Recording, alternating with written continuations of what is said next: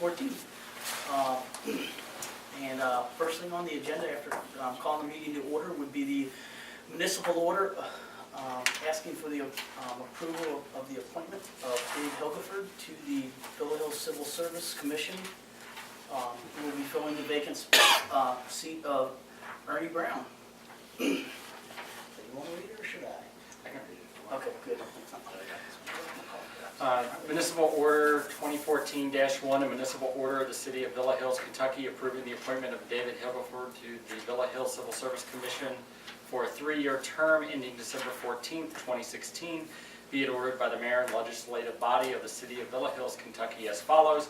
Section 1, the Mayor, by his signature hereto, does hereby appoint David Hilgeford as a member of the Villa Hills Civil Service Commission for a 3-year term ending December 14, 2016. Section 2, appointment by the Mayor of David Hilgeford as a member of the Villa Hills Civil Service Commission for a 3-year term ending December 14, 2016 is hereby approved by City Council. I have a motion from Mr. Wisher. Second by Ms. Canning. Can I have discussion or anything? Did Ernie just want to get off, or? No, it was my decision to replace Ernie. Okay. Yeah, at this time. Other questions or comments? Guess it just goes to A's and nays, don't it? I can call roll. That's fine. I'll just go A's and nays since that's the way the municipal order set up. All in favor? Aye. Any opposed? Thank you very much. There we go. You really want to do this? I don't Thank you, and we appreciate you, Dave, willing to serve. As I mentioned in my email to everybody, you've served our community for the last 25 plus years. I couldn't remember, I thought it was 28, but I didn't want to. It's close. Yeah, with the area planning, and so continuing to step up to the plate because some of these jobs are tough. Even Jim told me one time he went in front of the planning commission and he said you were still tough then, even though you knew. So he said he knew that you would be straightforward and honest and you'd be Dave, and I said that's exactly right. Are you staying on planning? Yeah, I'm going to make absolutely 100% sure when I talk to our attorney, but I'm 99.9%. There was a court case that came to the Kentucky Supreme Court limiting commission members for the planning and zoning, but it was in relationship to being part of the city council or the county commission. In other words, I can't, as part of the planning and zoning commission, make recommendations and then flip it over. You can't be an elected. Okay, I can't recommend to myself. And then, the last person we lost, I guess, was Bernie Wessel, who went to the Fort Wright City Council, so he had to, and it was brought up at that time that, ironically, I could be Judge Exec, but I could not be county commissioner. Yeah, I think that's because the city then appoints representatives to the KPC. I think it's that makes it an incompatible office or whatever. Yep. So. But that's the only thing that I keep, that I'm aware of, that my only restriction. Sounds good. Well, thank you very much. Okay. We appreciate it again. Thanks, Dave. Next on the list is really general discussion, topics that we as a group want to talk about for future planning or what's cooking, if you will. Can I make a suggestion? Since Scott's here, why don't we let him do his thing, because I don't know how long he's going to be here. We can do that, because that was one of the things that I had that I was going to talk about real quick. It's church. One of the things that the general discussion about. Folks, I'd like to take a quick second. This is Scott Campling. Scott has agreed to bravely step up and help with the Villa Hills Instructional Baseball League for the little folks. Mike, I want to say Listler. thanks. I knew it was. Has decided to step down after what, 20 probably years or so, Jim? I mean, I forget exactly how many of organizing the little folks.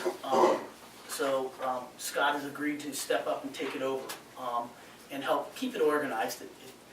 I'm sure the initial startup is gonna be a little challenging to get it together, but once it gets going, it sounds like the coaches all pitch in and help kind of take care of things for the most part, from what I hear. Yeah, it's not too bad. So, the biggest question we have is making sure that, all of our, the city's covered from a legal standpoint, stuff like that. We're gonna try and work with Scott as much as possible to,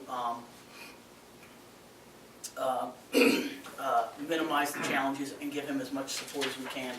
Because, I guess, I don't know any city that actually says they have a baseball league that they, take care of. Right. So we're in a cross, because we as a community, I think, just want to make sure we do whatever we can to help the children have a place to play and have a group of people and volunteers that are ready and willing to help give them some instructions at such a young age. Yeah, and I can give you a little bit of background about how Mike used to run the league and how I'm proposing to run it. So Mike, basically, talking to him, he basically just, everybody wrote him a check. They wrote it to Mike Listler, baseball. He set up a separate account, he put the money in there, he spent it down during the course of the year, and just did it that way. So my thought on it is, I'd like to do it through the city if we can, similar to how DARE and Adopt a Troop and the Shop at the Cop accounts are set up. Can we set up a city account that I can have the check me out to City of Villa Hills baseball and put it in there that way? That way, a couple things. One, it gets people to, no one can ever say, hey Scott, you're siphoning off money from the baseball program. Two, it's easier to transition in my opinion. If it's an account that the city owns, I can then maybe 2 or 3 years from now say, okay, someone else wants to take this, the account's already set up, the checks go to the same place, that sort of thing. So that's what I'm proposing to do, if we can do it, and have it kind of run through the city. The other piece of that is, he had on here this little form where basically people say they won't hold them liable for anything.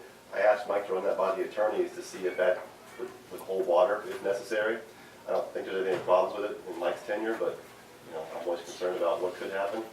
So that was the reason why I wanted to kind of run to the city if possible as well.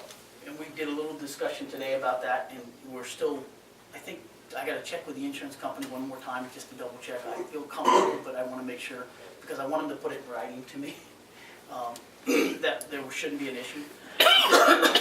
And the reason I passed these out, I sent you a copy electronically as well, just as, whatever you want to put on here, put on here. But we want to try and get these forms out no later than the end of the month. I'd like to shoot for the next couple of weeks, to get them out into the schools. Yeah. One of the things that I would wonder, and again, we have to be real careful because this is an independent league, if you will, or instructional group. I want to make sure that we don't in any way, shape, or form imply that this is being ran and organized by 100% of the city of Villa Hills, because that's just not something we do. I mean, that's what NOTHO is for and everything else. That's all. We, again, will do whatever we can to support it. Jim and I have had a couple conversations trying to make sure that we figure out how to process the accounting side of it. And Scott and I, again, have had several conversations. It is some work for the city, and it puts a little bit more burden on us, but I think it's well worth it. Some of the purchases, for example, Scott and I have already talked about. I would ask that it would be done very similar to the way we do it with Adopt a Troop and stuff. And Scott is very blessed and able and agree to, if he wants to go out and buy 40 dozen golf balls, I'm a golfer. I'd like to see that. There you go, James, that's hard. I'd like to see that. But Scott would pay for everything up front, and then he would bring receipts in, and then a check would be written for that amount, after we have documentation to prove where that item, where that money is going. And that's what we do with the Adopt a Troop, as well as the other accounts we have. It makes it easier and cleaner. We're not trying to just say, here's some money, go do something, because I won't do that. Unfortunately, I trust Scott. I feel like he'd be very honest, but I am also one of the managers of the public's funds and the system, so we have to make sure that we cross our T's and dot our I's. So, again, we will go through this one more time since it's changed. I did see you send an email, but I didn't get a chance to open it. So, it's basically the same disclaimer that he had on there, only I added City of Villa Hills and League Organizer into the mix down there, so I added those 2 things in there, but it's basically the same thing I sent you early on from this form. So, again, I will confirm that, and if we have any questions, we'll just continue to work through them. While you're asking those questions, would you see if we need to hold the Sisters of St. Walburg harmless as well, since we're playing on Villa's field? Oh, that's somebody else's field. We don't own any It's of their those. property. Okay. we lease it, kind of like the Civic Club, we lease it. You lease it? We lease it Okay. from him, we lease those fields from him. Yeah, it'd probably be a good idea to have them as an additional named insured. Generally, a lessor property doesn't have a lot of liability or anything, if you're kind of getting down the line, or the lessee, the person that owns the property is leasing it to the lessor. But if we mention the city, it'd be nice to Sure. keep them harmless as well. Scott, it used to be that when we did this, first-year players would all be organized by neighborhood. Is that your intent, or have you thought about that? No, I mean, the way that I saw Mike in the past couple of years was just organizing it however he could. So a lot of times people will say they want to be with other River Ridge kids, or a lot of times they'll do it by schools, more so than neighborhoods I've seen. Like they'll put a lot of St. Joe's kids together, they'll put the Villa Madonna kids together. Or some people will say they can't practice on a certain night, or they want to have these two friends together, and they just kind of, Yeah. that's really the worst part of the whole thing is, once you get all these things in, trying to figure out the roster, I would imagine it's probably the worst. Approximately how many teams do you think will be in it? The last 2 years they've had 6. They've had 6 kids of about 10 to 12, 10 to 12 something? yeah. Okay. So basically, you're looking at about under $1,000 coming in for this. Now, the one thing I am going to try to do this year too, which is at the bottom, which hasn't been done before, is this Kid Glove ticket program. Mm-hmm. That's a program that the Reds support. They basically donate tickets to this Kid Glove group. I think it's about 10,000 tickets per game for these 5 games.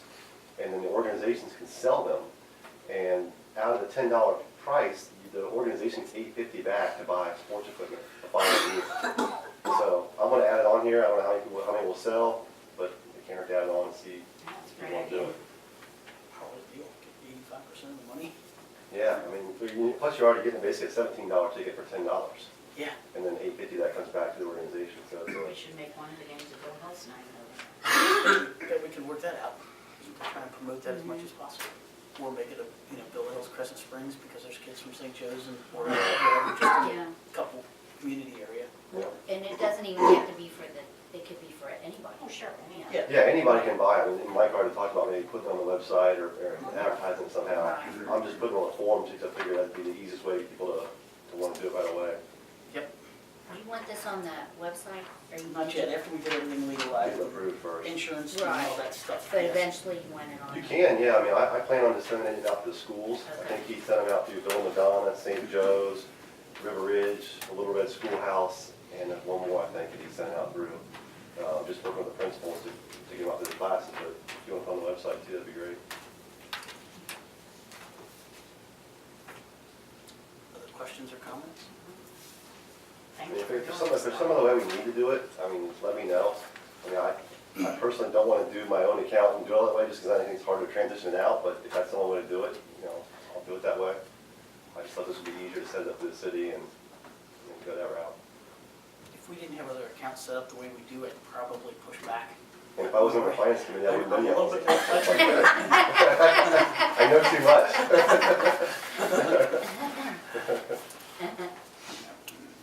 And again, I lean with Jim's direction as well with doing that, because of him being the chairman of the finance, so. Anything but baseball, I thought you. You begged me to take it, so All right, thank you very much, Scott. Can Thanks, this, Scott. can this be a Appreciate segue into my, what's your word, Jim, you said the other night? To, pay for play, If that's what we want to talk about, sure. I mean, that's part of since this. Scott's here. Yep. Were you gonna stay, Scott, or were you I gonna can leave? hang a little bit. Because tomorrow night, we're having our drawing for the practice field 6:30? here at 6:30. Okay. And it's come to, the more phone calls and emails I get, there are more kids from outside the city playing and using these fields. I've asked for rosters, and I'll say, well, how many kids are from Villa Hills? There'll be 4 from Villa Hills and, 12 from Fort Mitchell, or vice versa. So, I just think, I'm suggesting as chair of recreation that we consider doing a pay for play. We can set it up different ways, whether it's $5 or $10 per child, one-time fee. It's not each practice, it's just, you give it to the coach, and then the coach turns it into the city.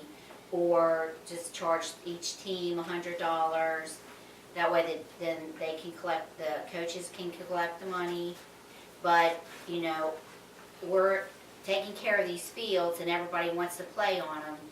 And I just think any little bit of extra money that we can get would be worth it. I haven't had anybody really say that they're against it, just a few, but their argument didn't hold up as far as I was concerned. I had a meeting last month, they, guys were already willing to pay me to play, to get field, so that doesn't seem to be an issue, and especially with the select teams that are paying $300 and $400 a kid.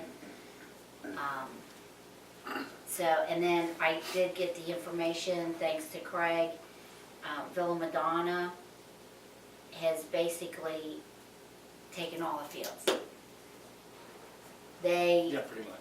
yeah, I saw that too, I was like. yeah, not did much I on send it, that but to you? Did I send that to He you? texted Oh, something okay. today. So I'm really upset with it. I even sent an email back to Don Shields today saying I thought this was a shared venture. It was supposed to be set up as a shared venture, and they're not sharing. And we're maintaining those fields up there, and I don't think it's right. Well, I'm glad you're bringing this up, because this is the first I've heard about it. You're right. I am not going to pay to maintain fields for people that we're not even getting to use the fields. I mean, that was part of it. I mean, Jim's been around long enough to know that. I mean, Can you repeat what you just said? We're not getting any game times or practice times? They have Monday through Friday to 6 p.m., Saturday till 8 p.m., and then when they have games thrown in, then who's ever on those fields get kicked off. So you tell me when there's available time. let me You're back up. talking high school, you're talking the high school The main- boys field, Yeah, the big softball field. The big field. Yeah. Two Just and, play- 2 and 3, right? Both those fields? Because they said softball too. Yeah, they said softball. softball Yeah. too. And junior varsity and varsity. How many, and there's 3 fields up there, is that correct? Right. We've got the real little one that we were planning on you using This is for the before, yeah. instructional league, basically, is what we thought. Mhm. And then the 2 other fields. And they're planning on utilizing those 2 fields virtually the majority of the Yeah. time. What I think is funny, because when I saw that, I'm like, there's no way, 'cause, you know, I live on Amsterdam, I drive by there every day, and there's never hardly ever people there. But yet, if you look at that schedule, they got it all the time. Yeah. Like, they're gonna use it all the time. All the So time. there's no way. I mean, there are some away games that they have marked. Right. But then if they even choose to have a game, who's ever playing up there, they just come up like, you know, the regime and just say, well, you gotta leave, and then they kick people off the fields. And we've had it happen where somebody had a makeup game, Villa did, and we had Didn't let something us know. scheduled in it and didn't Yeah. know, and then they came up and kicked the team Kicked them off, to off, my yeah. understanding. And that's why my email to you, Jim, was asking you about, you know, how much you think we've spent up there, or we are spending, you know, out of the budget. I know you don't have it now, because I just sent it to you, the I email. was gonna say, I didn't see it. Oh, yeah, this afternoon, if we can get those figures together. But I went over the lease, and I've been asking, I've passed out the lease the last couple months on Civic Club and Villa, and, we missed, according to the way I understand this, and you're legal, so you can look over it, this was up to 2009, and then we had each year up to December, Which lease are You you missed talking that. about? St. which Walbur's? was St. Wahlberg's with Villa Madonna. I have, this one's a Civic Club, Okay, which okay. I we've just wanna given make sure. them notice that we want to maybe change some things in this. Mhm. Hopefully it was in the right amount of time, you said it was okay. I don't recall, but okay. We'll I got the evaluate that. emails, and I think it was I think this one, That was taken care of. There was only one issue on this, and I'm sure that it was taken care of. you mean as far as time frame of when we can change the lease? Because this lease goes to, what, 2018? Yeah. But we had a period in there where we could give them notice and change some of the things that we Renegotiate don't, some of the things. yeah, that we don't agree with, like cutting all the grass, shoveling the parking lot, or whatever we decided that we wanted to change, because there are some things in this lease that it's already cost the city a lot of money, the concession stand and whatnot. But now it's tearing up equipment. Now, I'm getting off my building a lot of things. So if you wanna look at this right Are you here, saying that Todd. St. Walburg's is allowed to be renegotiated every year? Yeah, you get 1 year and it's renewable after the 2009. That's how I'm interpreting this lease here. It's Well, and that's in something this- we need to ask Todd. But to it was look by over. December, so I think that we should, and that's why I put that in the email. I sent it to you, Mayor, I copied you, when I sent it to Dawn, saying that, well, if you would like to start taking care of the maintenance on the fields, just let me know so I can bring it before the mayor and council. I just kind of put that, and then he sent me the information, because we've been trying to get the information. I said, we need your cooperation with this. You know, everybody thinks recreation's easy, but it's really not. It's a lot, Mhm. especially now before trying to At get the these beginning of the fields. Yeah, Well, it's definitely something that, this is the first I've heard of it, and it's definitely something we need to evaluate. I can't say that I would be able to say it's 100% supportive of maintaining those fields, and it's the best interest of our community if we have no access, or little to no access, let me Right. rephrase that, to those fields, and that's something that we're gonna have to evaluate. Every year, we had a meeting with the president of the school and the athletic director. One in the spring, one in the fall, to work out these kind of details. Is that still happening? It hasn't happened, and especially because they've changed the athletic directors, I think, 3 times now. in the I past had- Year, yeah. year and a half. I had it with, what was his name? The one, Caucus because, because I was getting stories from everybody, so then I said, well, let's have a meeting here. And then I had everybody in the group together, because one was saying one thing, one was saying another, so I had a little mediation here. And, they fired him. So, now Don Shields is taking it over, and for some reason, I don't know why, Don doesn't want to deal with me, he deals with Craig. Well, I think So- what's happened, I don't know, do you remember how long we did a lease with Villa? I mean, Is I that know it your was at least in the interpretation that it could be- seventies, was it to go back to the The first sixties? lease? Yeah. Yeah, I mean, yeah. And Villa Because it has said just grown. after a I year, mean, you know, after- back then, of course, you didn't have the complex we had, but they didn't have the student body they have, or the, you know, the athletic teams that they have. And now, I understand, but you gotta remember, we put $250,000 into that facility. absolutely.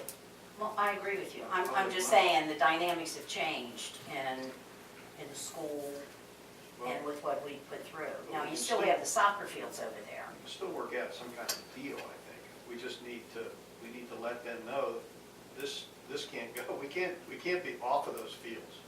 That just doesn't work for us. And I don't understand, 8 o'clock at night until a Yeah. Saturday? On a Saturday. Makes no sense. So I've never seen I did anybody email past him 4 or back 5 o'clock today. on a Saturday. Well, I think we could probably live with practices after 5 or after 6, whatever they gave us, because that's when most coaches are available to practice anyway. So that would work, if in fact they're not gonna kick us off the What field. I see, We can't that's have that. But I think there's some games that are scheduled during the week, and when there are games scheduled during the week, they'll go till maybe 8. But it's always been that way, Craig, and what we've done is just adjust our schedule to accommodate their games. I mean, as long as we're willing to do that, they seem to be fine with it. We just can't have them getting rained out one place and then coming up and kicking our teams off. Right, and so I did email him back today after I got the full schedule, because he did make some changes. And I said, you know, I thought this was supposed to be a shared venture between the city and Bella. I said, I'm gonna report this to the meeting tonight.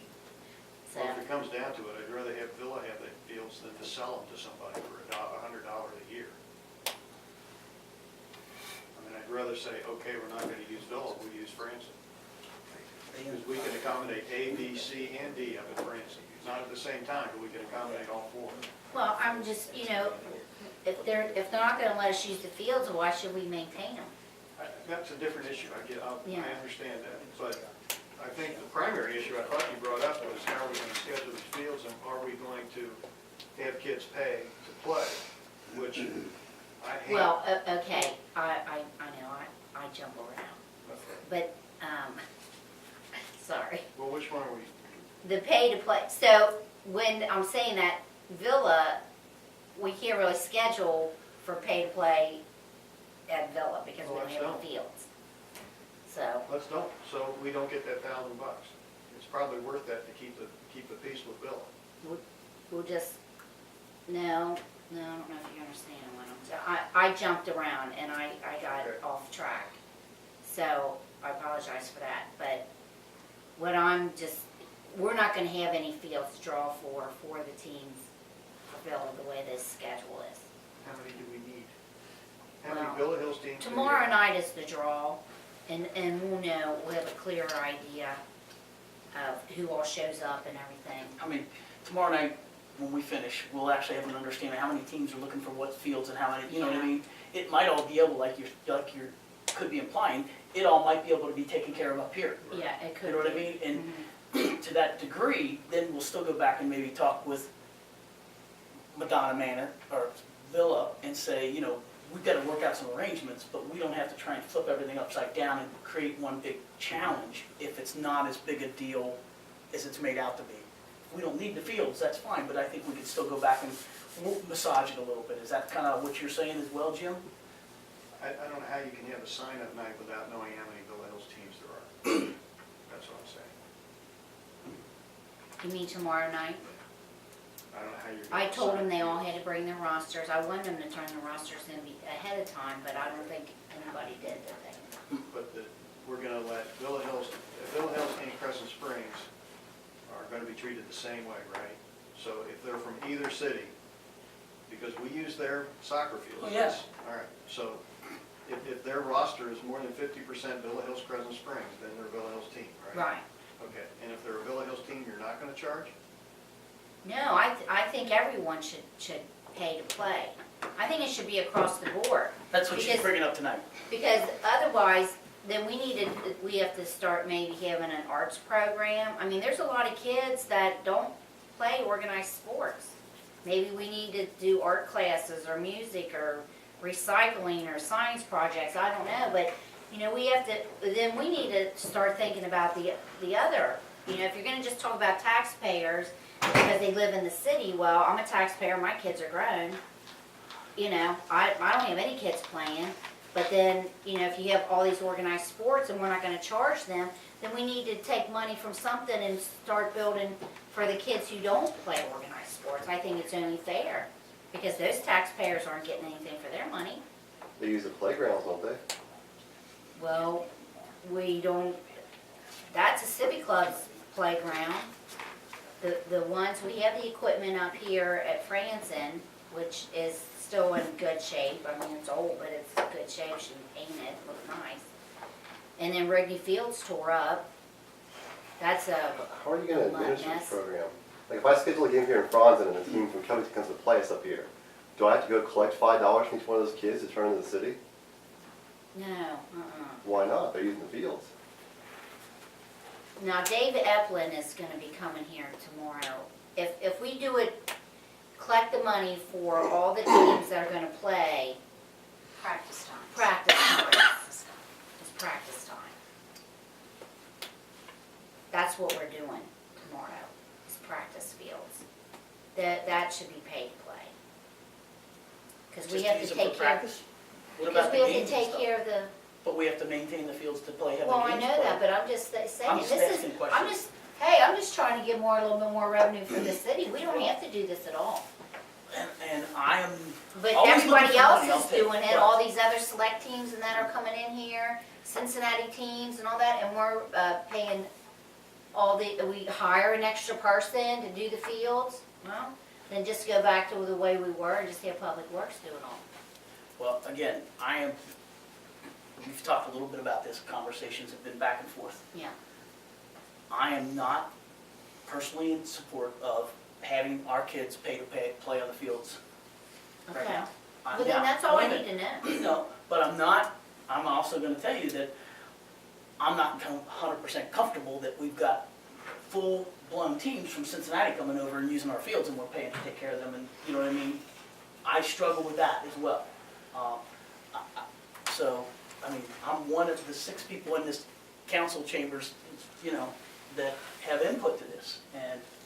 you know, the table's getting weighed over here, I don't have a whole lot going over here.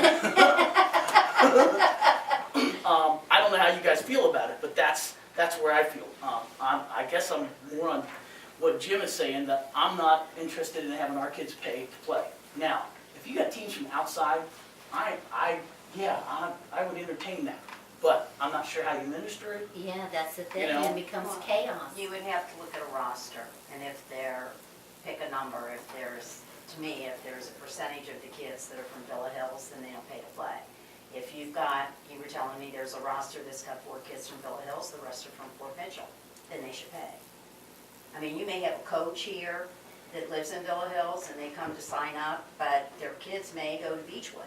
And so their group of friends over there, but they come here to get practice time.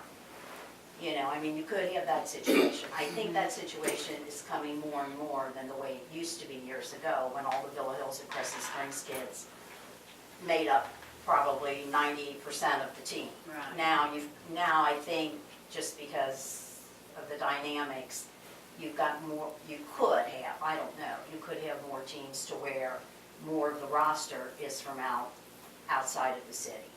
So I don't really have an issue paying to, I'm pretty flexible on this.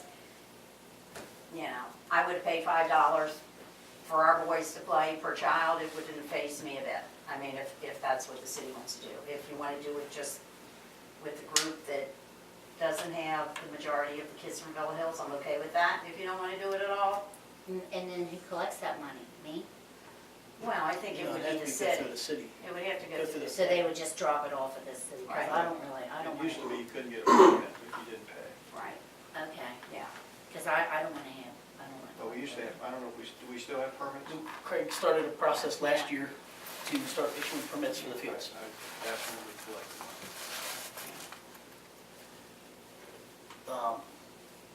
Amy, input? Do you think- Fine. I mean, I'm looking for everybody's input. I mean, Yeah, that's, we need it, we I need mean- the input.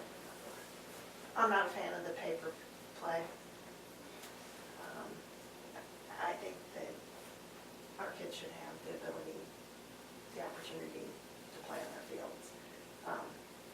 Now, I'm not a fan for paying for maintenance if we can't use the fields. So I will say that, Okay. but yeah, I'm not a fan of the paper play. for our kids, you said. What about teams that are coming from Cincinnati that want to use our fields? I think administration is going to be a tough thing. That would have to be worked out. Is that something that the city is really willing to take on? And maybe it's a initial crunch administration nightmare, but I don't know. I've not done this, so I don't know. You know, I will tell you that it might be, you know, not nearly as bad as I'm thinking it will be. Craig's probably thinking, oh, yeah, Why are the teams coming? You know, Because my the son's fields- not, you guys fill in, but to Athletic, my but- understanding is why are they coming here? the fields are maintained in an extremely nice manner, for the most part. They're not perfect, but they're maintained better than the majority of others, as well as it's available. We've had a major change, I think, over time, and I'm talking probably 20 years, how many kids are playing on those fields. So 15 years ago, 10 years ago, we didn't have Villa Madonna, which was 3 more ball fields, in a sense, that we had. Now we have 7 fields that we maintain. Doesn't sound like we got full access to all of it, but that's always been that way. But, so we have more fields than we did years ago. We have a lot less kids than we did years ago. So the fields are available, and I'm sure that when they're being maintained as well as Wayne does, you know, that adds to it. That would be my summary. Jim, thought? I'd say it's probably, I don't really know. I think it's a my theory, youngest but, is 25, so, you know, but at one time, people stood in line to get on our fields. And on Saturdays, these would be packed because whenever anybody else was rained out, we were not. Traditional, every Saturday, we'd be covered. But I still, if we can avoid having the kids pay, if they've got a roster that's 50%, it always used to be 50%, you decide what it is. But if they're Villa Hills, Crescent Springs kids, I can't see taking money from them, I just can't. But you would accept money from teams that, I'm telling you, be careful, because if we give Villa Hills fields first, we may not have anything if we can't use the Villa. I don't know what that that situation is. I didn't realize how bad it was. Because we used to have Villa, I mean, we were guaranteed that at this time, they would be turned over to Villa Hills and we could play until dark. Now, occasionally we did have, softball got rained out, they had to come over and use the field, and we moved them to France, or we do whatever we could do to make it work. But if we're not given that flexibility, then we need a conversation with Bill. Well, But- I think but I this guess what year, I did mean- they only have like 8 people show up to pick a practice time? Yeah, that, and I mean, that girls softball, and they didn't even show up, no Yeah, one, Scott no said he doesn't even know if representative. we have a girls softball anymore, right? Outside of Pitch. school, I don't know, I haven't heard of any now. But, yeah, we're, 20, 30 people would be there at the Civic Club, so where they usually drew the fields from. And, yeah, there was only about 8 people that showed up last year. Okay, so let's do the scenario. So what if you have the drawing tomorrow night and let's say all the fields are not taken? I'd limit the fields to France until we absolutely had to use Villa because we're not sure we can use it. Okay, then let's say all the fields at Villa are Franzen are not taken. And I'd sell them to those people. So, Okay, so then you'd okay. open it up for pay to play. Okay. Would you open up the individual teams, or would you maybe sell time slots to the 2 different leagues that are wanting fields and let them deal with how they charge it out to their teams? I think That that's, would be better, I think, organized, why, for A lot easier. us, that once, we don't once we get into. determine, and I'm stepping a little bit into here, because I'm gonna come tomorrow night and see what I can do to help with this. Maybe I'll make it worse, but I'll try my best not to.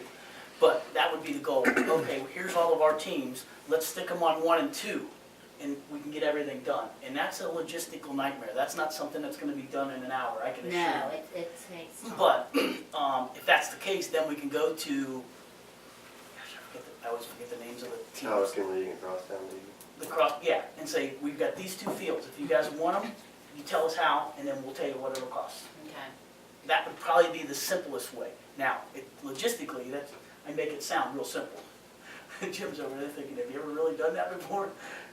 I'm sure that trying to make sure that we accommodate everybody, it's gonna be a challenge. But that would be the best, and I think, Well, it's silly The to have optimum. fields that aren't, I mean, again, our kids not to pay, I'm happy with. If we want to, I don't want to be in the rental business, but I mean, if we have it available and if it'll help offset our cost, I'm open to it. Okay. Oh, that reminds me, I need that projector screen put back up there tomorrow. Okay? Can somebody tell Buck I forgot to email him today? Yep, will you take care of that for me? Yep. Okay. Because we're gonna use a I'm gonna projector. go, for but tomorrow. can I stop by Craig tomorrow and pick up any documentation related to the, Action. Yes. okay. And also have the chairman of the board. Who is the chairman? His name's Phil Harmon. I'll give Okay. him your number. No, That's great. okay. Perfect. Okay, Sounds good. okay, and I'll be by and get the documentation. Thanks, Dave. Good night. Dave. Bye, Dave, thank you. Okay, we'll see you So- later. Go ahead. No, no, no, all right. No, I was just gonna say, I read this article about how these cities are using their sports field complex. I couldn't find it. Sports field complexes as an economic development tool. So in other words, they have, they'll put up a big bunch of, and you said you had 6 soccer fields. I mean, who knows? Maybe you could be soccer field Mecca or something. Make a fortune doing it. But they'll have tournaments and stuff where people come in and then they use the local hotels and restaurants and all that.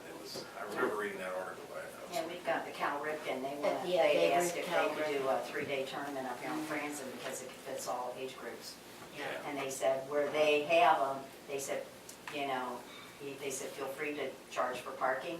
They can pay whatever you want for all 3 days or pay per, And it's a lot of money. yeah, and they don't want any concession or anything. I mean, They actually pay Boone County $30,000 just for the spring season at Central Park.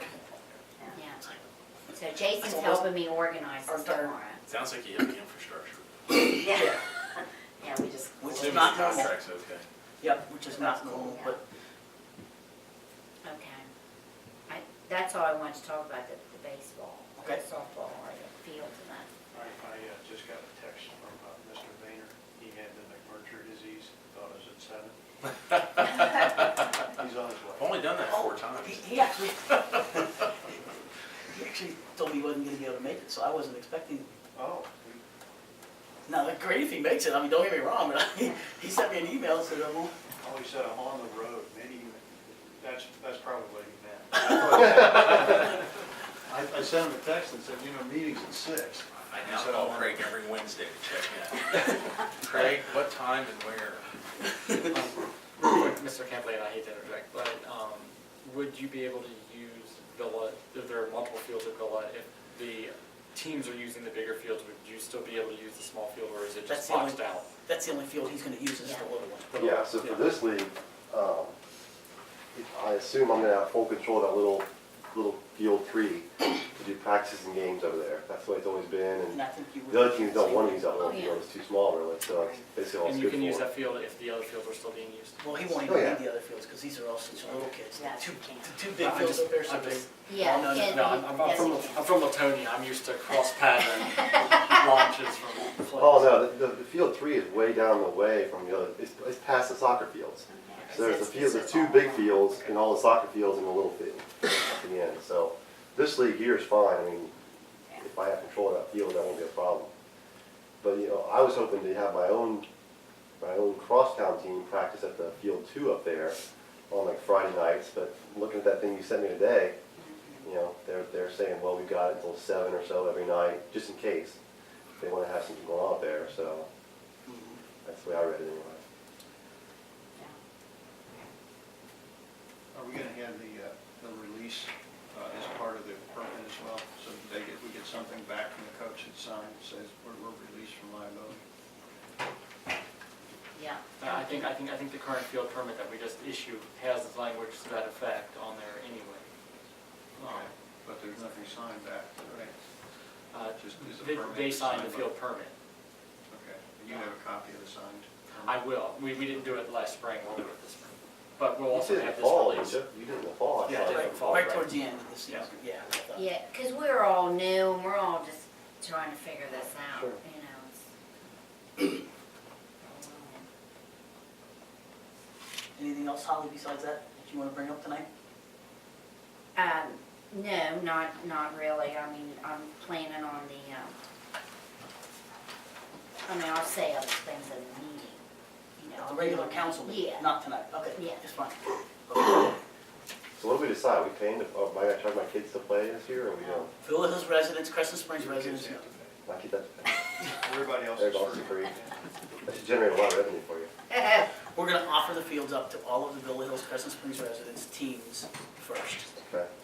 If we have extra field space available, we will ask for a fee from those outside teams. Is that the summary that I've, That's what I Herb. took. is The that outside correct? teams, or are you gonna charge the league to use the fields?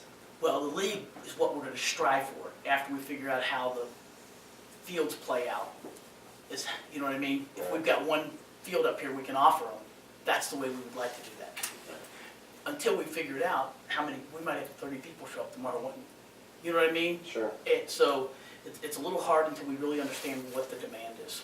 Once we find out the demand, then we'll be able to really come up with whether or not we're gonna have fields available to even consider charging, whether it's, you know, the teams from the outside. The goal would be is only to deal with 1 or 2 groups, or, you know, the league itself versus, It'd be a lot easier to administrate that way, I think, from your perspective. yeah. You think that it would be better coming from the league? Sure, why Oh, not? yeah. Okay. You know, otherwise you gotta deal with How many 20, coaches? 30, 40 different coaches and try and collect all that money. It'd be easier to say, hey, crosstown league, if you wanna use this field X number of times, here's your fee. You know, Caucus league, if you wanna use this field for a tournament, here's your fee. Set it up that way, it'd be a lot easier. And then They they can manage the choose to time charge it back slots to and the everything teams else. or however they wanna do it. At least that way it's not administratively on you. You collect 2 or 3 That's- checks and you're Yeah, done, because, yeah. if you wanna go that route. Are you planning on using the Villa fields for Not now. practice? Okay, so we're gonna assign tomorrow night is The Francis. focus will be Franzen at this point until we can determine exactly what, if any, is available. Villa Hills But we're gonna teams- try to get Scott, Except for his you, team at you'll be Villa. our friends and. Well, that's Yeah. a done deal. Nobody else can use that size field Okay. anyway. Yeah. But if it's a Villa Hills team, they're gonna be assigned to Francis. Then after we assign all the Villa Hills teams, we'll see if there's anything left, and then we can offer it to the other team. Yes, And That's that's not Villa, right? not Villa. not at this No. time, because we think Villa is too full, or there's not enough flexibility there at this point. Okay, but we still will pursue this with the AD Yes. or the president. Yep. Because then after the fact, if we come back, Jim, to be honest with you, after we get it all settled out, and then we still find out that, wait a minute, Villa gave us some information that wasn't quite clear, and there is time available, then we can go back and say, we can come back to the other leagues and say, we do have some slots available on the big fields up there, you know what I mean? But until then, I don't think we really know what we can offer, especially up there. I mean, Villa last year, they didn't even wanna buy bases. It was their turn to buy the bases, and they said, well, we'll buy the bases, but we're gonna pull them up every time, and we're only gonna use them. So, I'm up there too. We will sit down. Started. So, I hate to bring this up, but what about soccer? But they didn't send me their soccer Yeah, schedule. we were just doing spring, We're just doing the fields right now. baseball, softball. Doesn't the soccer club take care of? Well, we had to negotiate the fields though with Villa.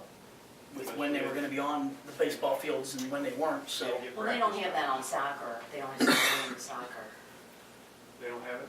They don't, high school doesn't play spring soccer, they I play thought they still fall. had, I thought they had intramurals or something that they used to play. We never have the big field because they wanna let it rest. Okay. Well, we need to have a meeting with them, Agreed? so we'll find all that out. Okay. I'd like to be a part of that meeting. You can organize it. I think if you Necessary. contacted them, they'd be more than likely to show up. Have it at their place. They don't have any choice. They gotta show up. We'll be there. Take pizza. I had that once. Okay. Jim, do you have anything for tonight? I do, Would you want to come back to you, or? yeah, it's probably, we'll see how much time is left. Okay. Let's go around the table, then I'll just. Amy? Mary? I didn't know if we were gonna talk about goals, is that what you were holding off on? Kind of, yeah. Yeah, okay, well, then I'll Oh, go just ahead. wait till Jim starts it. Go ahead. No, I'll just let Jim start it. Is this our wish list? Yeah, the wish list Oh, type okay. stuff, Yeah. which I think is a Brian? great idea. I'm good, right? We kind of brushed over the Cal Ripkins thing. Somebody said $30,000 a year that they're paying. For Central Park, for all their fields, I don't know if it's 2 fields or 30 fields. That's what they pay. Are they based out of Northern Kentucky? Or we got a track record? Oh, They're he's based in great. He's been coming to all my meetings. What's The his name? representative, Jason Ishmael. Comey Ishmael, is Ishmael. So these select teams and stuff, do accept the responsibility that they have to, there's funds or fees involved a lot of times. So they're willing to help kick in to maintain the fields and stuff like that. They have all kinds This of, Caucus league isn't just select teams, it's like Yeah. kindergarten, Yeah, preschool and all all that. Is kinds. it, you get, I don't know, special Special Olympic teams. teams, they have everything, some everything. great big organization, I guess, They sports get all kinds organization. of huge Yeah, that's- funding. Yeah, they buy equipment, they help Girls teams softball. out, yeah. Yeah, they have it all. They hope to eventually get their own complex, but right now they're growing so, Ray and Jason, they're growing so fast that they are looking for fields. Edgewood provides them, I believe he said, with a field. Right. So, and he says they are willing to pay to help offset the cost of the maintenance of the field. And he's a whiz at organizing the fields, like, he's got it all on a computer program, and he's gonna put on a projector tomorrow. People sign up, it'll go up, and then we'll have the master schedule, basically, right then, and then we can put it on our website. So if we after tomorrow night, then you'll know which space are we talking to them? Or Yeah, they'll probably be here tomorrow night. Oh, no, he's gonna help me tomorrow. He's helping to Jason's organize the schedules and everything. He's coming to help Holly He's put been it to the together. last, what, 3 recreation Yeah, meetings? 3. I mean, some of our meetings are 2-something hours long. I mean, we don't have the businesses and the restaurants and all that stuff, but we do have great facilities like that to Oh, he's open he's up that stoked. avenue to I just get hope some he gets revenue. at least one field, but. Yeah, he's the one who wants to have the tournament down there for Francis. Yeah. He Well, would that's love to exciting. be able to do all age groups in a 3-day Yeah. tournament. So if we're just doing practice fields tomorrow night, and then we're gonna allocate a bunch of stuff to this Cal Ripken League, how are we supposed to schedule games up here? Look at you all looking at me like that. That'll be part of Yeah, tomorrow we'll, night. yeah, We'll we'll go work through that. They know how to We're do not, it all. we're not giving up anything until the local teams are taken care of. Okay. We used to, if you had a practice time, you could schedule a game there. We We gave you an hour and a half practice time, and your game had to be done in an hour and a half. So if that works, it works. If it doesn't work, you have to go somewhere else. That's what we used to do. And we did talk about doing it for 2 hours, that way if they wanted to play a practice game or have a game, makeup game or something during their practice scheduled field, then they could use it. But are they gonna schedule games for Saturday? Like if you I have a don't, team? I don't, I'm not, I don't know about that yet. Yeah, that's my question. If I pick a practice time of Thursday night, it's like, okay, I'll take this field Thursday night, 6 to 8, 6 to 7:30, whatever it is. But then we give away all the Saturday slots to the Cal Committee. How am I supposed to schedule games then? No, we won't do it, we won't do it like that. We won't give him everything, No. like an all day, no. Okay. We're gonna leave times open, because that wouldn't work. Have we made a commitment to the people who rented the concession stand up at Villa for next year? There was nobody there Yeah, last year. there's nobody there. We didn't even know Oh, that. we did the pop machines, didn't we? Yep. Okay. Do we know what the Civic Club is expecting for that concession stand? It's empty right now. They actually haven't opened bid for it. Nobody's taken it over. Oh, okay. Guess it's not a problem then. No? So the people that were in there for football season are not in there anymore? Entrepreneurial high school kid who wants to run that. I'm trying to get my brother to do it. He's afraid he's not gonna have anybody to work. It's always a challenge when you start a business, trust me. Um, Okay, Brian, is that it? Did you have to bring an update on property taxes? I did not. Oh, look, that's all right. I was gonna ask Craig to give us a quick update on property taxes. I'm guessing that we have put out about a 1.5 million in property tax, or 1.8 was it? It's, well, 1.78 total, including property taxes and solid waste. And total collection at this point, I think we're down to about a delinquency of about 27.5. And that's a rough number. Craig will have to fine tune it. I'm just totally rough, and that was just for kind of just as an FYI type of thing. We still have them coming in. We had one come in today, as a matter of fact. So they're still trickling in as we go along. Just again, keeping you kind of updated. I know that I was actually, Todd might even talk about it, but I was going to let you know that the process for the delinquent tax bills that were sent out in the amnesty program. I know that there's been a stack of papers, a huge stack, go from office to office, signing affidavits. Craig had it. Yeah, I signed them all yesterday, and I don't think they got filed today, but Mike was working on it. So once we file those, we can file this mass tax foreclosure case. And I know that through the Kentucky League of Cities Attorneys Sharing Information website, that we've been able to track down kind of sample forms, so we won't have to reinvent the wheel from another city that's already done this. And I think, as I said, I sent a letter to the mayor in December, you know, for that activity, for anytime the city's named in a foreclosure lawsuit, you know, we're not gonna charge for that. We'll get paid through the process, so the city won't have to go out of pocket on those particular bills. So we'll pursue all delinquent tax issues, foreclosure taxes due issues, and we will handle it in a way that we get paid, you know, at the end of the process through the foreclosure proceeding. There's a way that we can do that, you know, 97% of the time. We're not talking big legal bills, it's probably $500-600 to file and answer a claim, and then at the end of the process, a couple of emails, you know, pay us, this is the city's X dollars, the attorney's fees are Y, and then that gets washed out through the judicial sale. And then the same with the tax foreclosure cases, you know, as we pursue that, it's be like a class action lawsuit. The city will sue a bunch of people all at once. If person A says, oh, I'll pay, then they'll pay, you know, their percentage of the fees and costs that are associated with bringing the lawsuit. They'll pay that, and then, you know, 6 months pass, and you do more work, and then 5 people say, I want to pay now.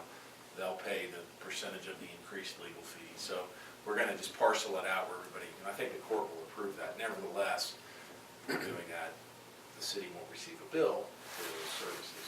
So now, we were charging for all that stuff. A lot of these things, there were a lot of little miscellaneous things that we were charging for up through the 1st of December, but starting December 1, we changed all that. So hopefully that'll remedy some of the legal issues. Also, I did, on the, Kyle Winslow, who's the newer attorney, I reduced his hourly rate from the contract rate. Contract rate's $150 because he's a newer lawyer. I reduced his fee to $125 an hour, agreed to hold that for 2 years. And I basically did the same thing for all the cities, so everybody has exactly the same deal, so it's all the same for everybody. So, but yeah, that tax foreclosure thing, it'll be filed this month, no later. And again, it's more just FYI, some things will go past us and 6 months later, it's like, I don't know whatever happened to that. That's why I try and remember to bring some of this stuff up.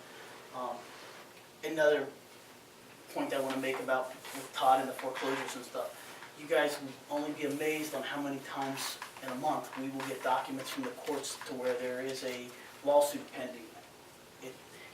It's a foreclosure slash whatever, but we are named in it. And when it says Mike Martin, Mayor, City of Villa Hills, I would say, Craig, scan it and send it to the attorney.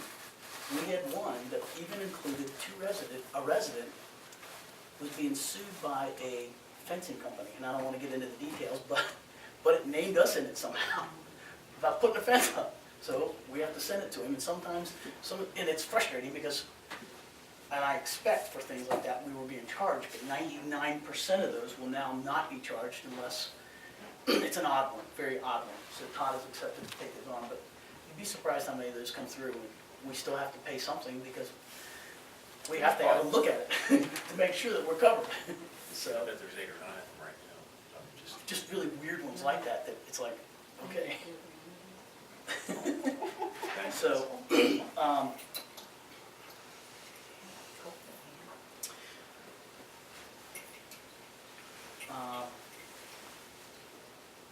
think that was really everything I had at this point. We're going to go into executive session, and there's a few things I need to talk about there, but other than that, that was all I had. I was going to let Jim go ahead and talk. The officer's been standing here. I know, and he's just here because hopefully, because that's what he's supposed to do. Yes, Chief Godot called me, he had a late appointment, a last minute appointment, So and he he asked me. asked me to come in. I mistakenly thought it started at 6:30, so I grabbed a bite to eat before stepping up here at 20 after, so.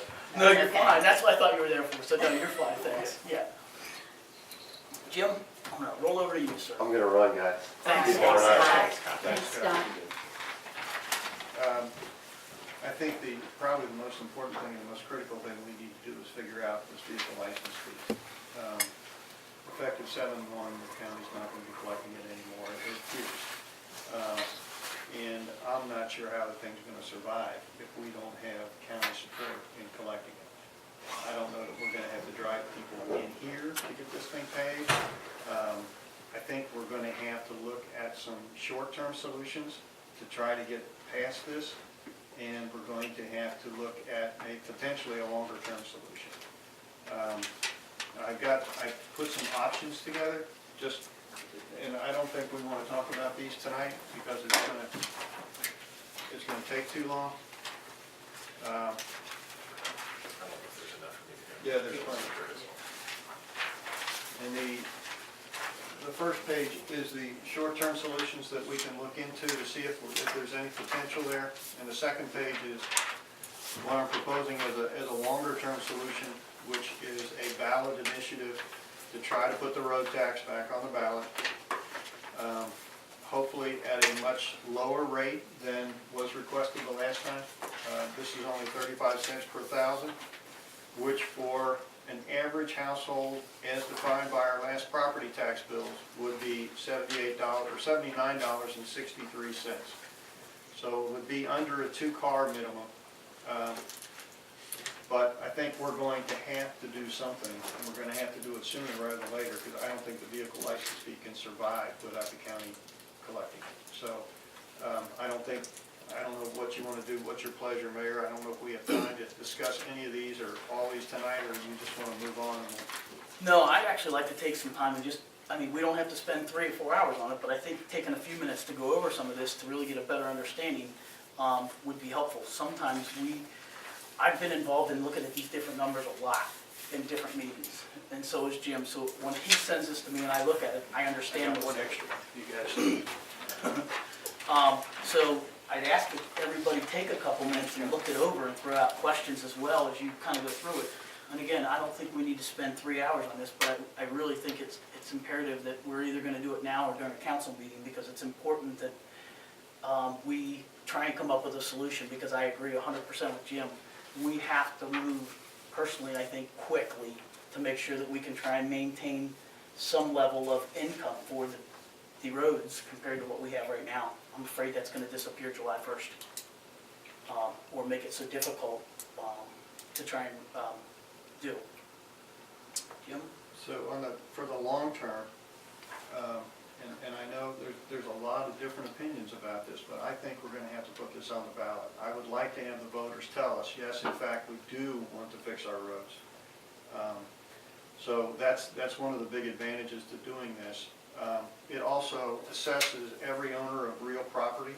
So it doesn't matter whether you're an apartment building or whether you're a condo or whatever, everybody is going to be assessed if we make them pay the property tax.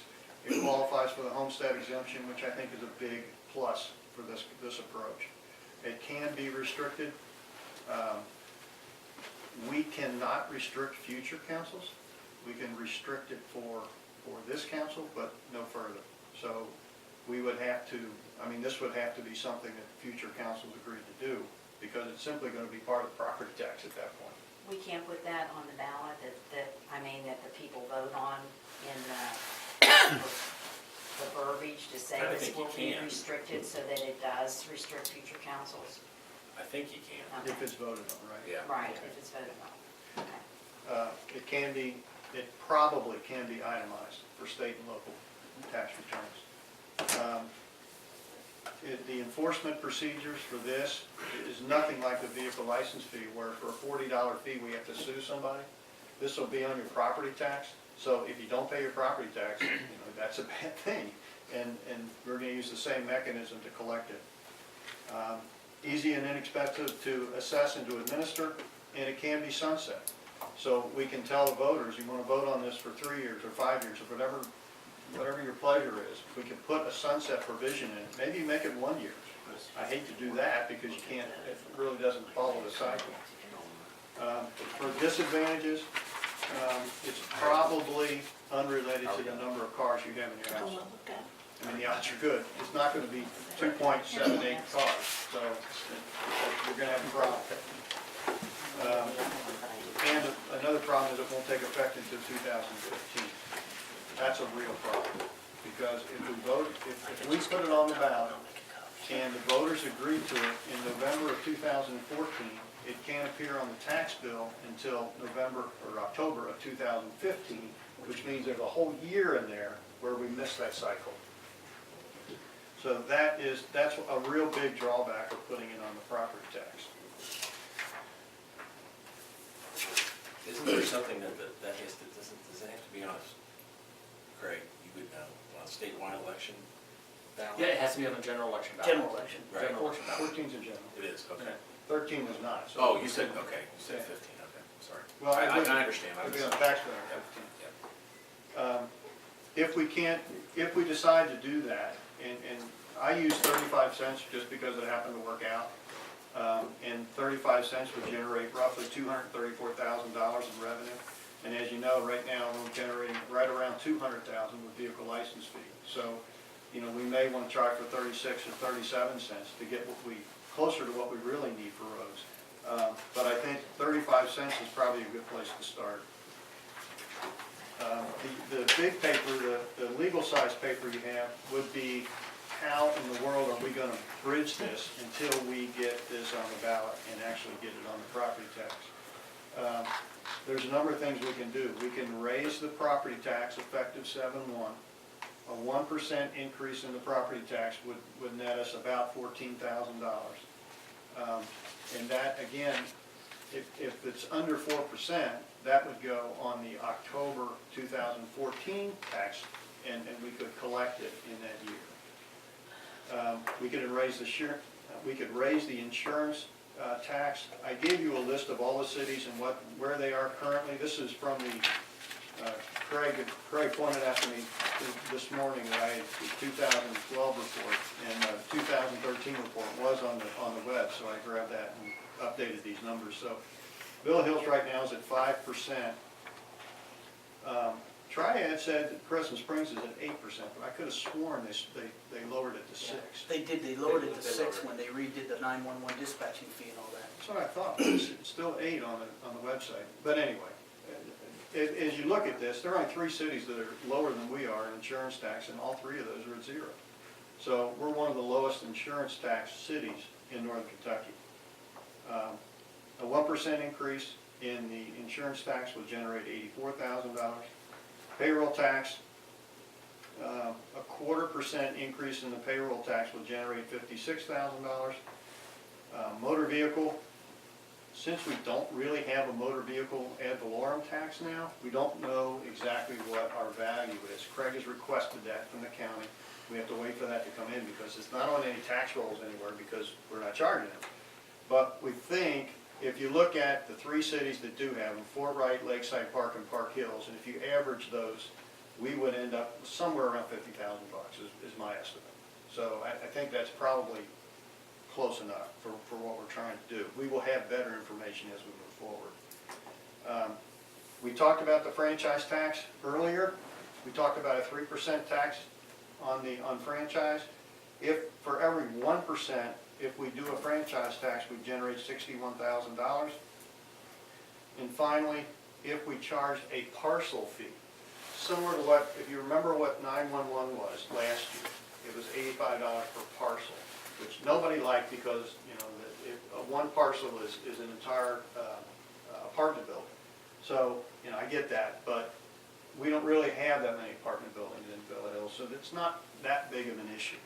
But the parcel fee, there are about 2,900 parcels in Villa Hills.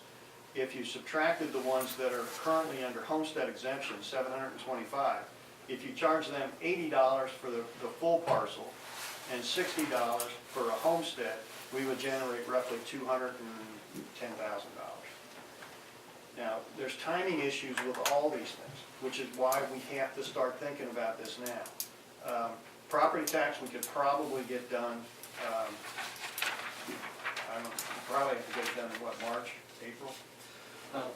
The property tax, an increase on the property tax bill would be done on the property tax bill in the fall, 14. Our 1% we could Right. do, we would do in February, or July. Right. The insurance premium tax, that has a March deadline.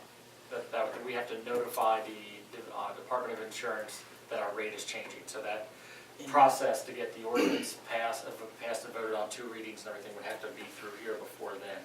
And that takes effect July 1st though. Even though we have to notify them in March, it won't take effect until July 1st, correct? Correct. Okay, just making sure. Payroll tax, we could vote on that, and because of the way that's collected quarterly, that would really have to go into effect at this point, April 1 or whatever quarter thereafter it's adopted by. And then the motor vehicle fee, that's an ad valorem tax, that would be a new one that we would have to, that we could consider. No, If I it don't was know that. approved, it wouldn't go into effect until 1 of 15. Which one? Motor Motor vehicle? Motor vehicle. And that's a estimate, swag, if you will, what the dollar amount would be anyway. And the franchise tax could be 6 months in implementation, and it's very hard to sunset the franchise tax, from my understanding. Once we sign that franchise agreement, it's probably going to be in effect for 10 years or whatever the franchise agreement is. I recall that when I talked to that attorney, we had that question, and he said, I think we can terminate it. I mean, The actual fee. The actual The agreement would go for 10 years, but the fee, we could actually stop it after 2 years. We could actually say we want the franchise fee agreement, franchise fee, a 3-year. But that would require us to change it, right? To change the franchise agreement? In other words, we could not sunset it when we.